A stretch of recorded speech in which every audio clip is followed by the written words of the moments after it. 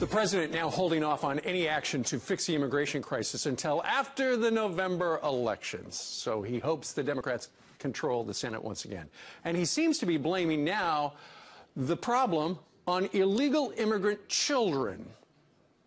This problem with unaccompanied children that we saw a couple of weeks ago, where you had from Central America a surge of kids who were showing up at the border,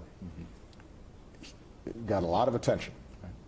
And a lot of Americans started thinking, we've got this immigration crisis on our hands. Now, the fact of the matter is that the number of people apprehended crossing our borders has plummeted over the course of the decade.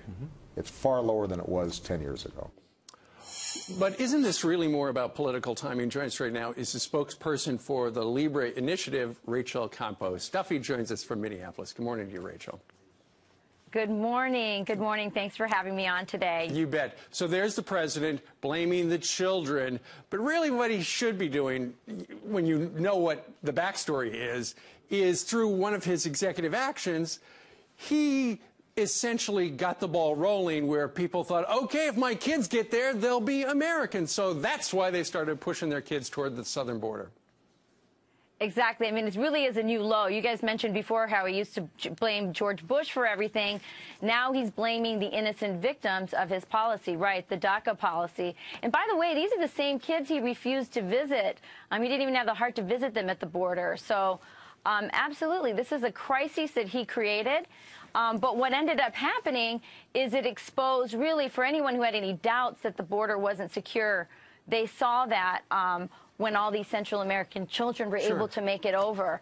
And now we have the crisis in the Middle East and threats to the homeland from ISIS. And so his idea of immigration reform, which was legalization, citizenship first, and border security later, really isn't that appealing to Americans anymore. I think they really want border security first. And then I think it's really clear that the most powerful members of Congress, both in the Senate and in the House of Representatives, want to find a compromise.